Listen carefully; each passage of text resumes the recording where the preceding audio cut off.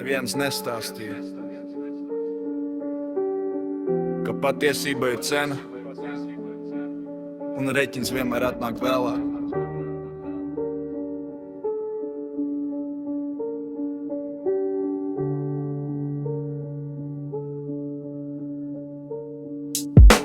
Kad es beidzu melot, cilvēki kļuva klusi. Tie paši, kas vakar vēl sauc par brāli, smaidi pazuda, sarunas saīsi izrādās. Patiesībā viesis, ko visi gaida, man teica, tu mainījies. Nē, es vienkārši noņēmu masku, un tie, kam tā patika, aizgāja pirmie bez skaņas, bez paldies. Darbs kļuva svešs, telpa par šauru, klusums par skaļu, un pirmo reizi sapratu, brīvība sākas tur, kur beidzas komforts. Šī ir cena. Draugi, kas pazūd, rokas, kas vairs nesniedzas pretī. Šī ir cena. Vientulība, kad paliec ar sevi bez skatītājiem. Viņi grib patiesību skaļi, bet klusē, kad jāmaksā. Es samaksāju un paliku stāvus.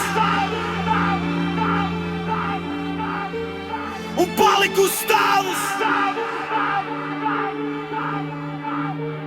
Un paliku stāvus.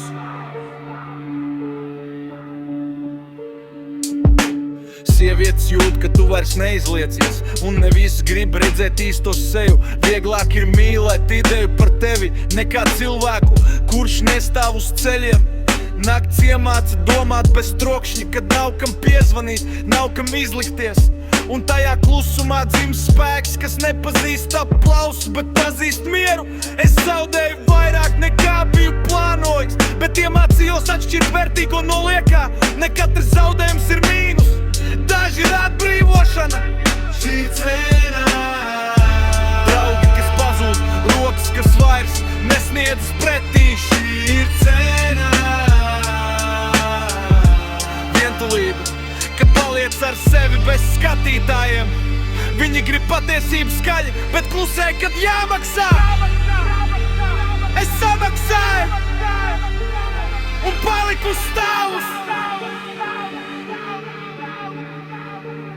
Un paliku stāvus.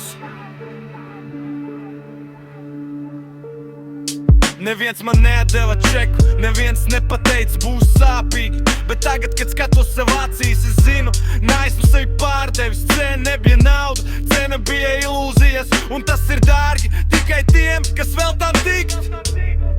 Ja tu vēl esi šeit, tu jau maksā. Jautājums tikai viens, vai tu bēgi vai stāvi.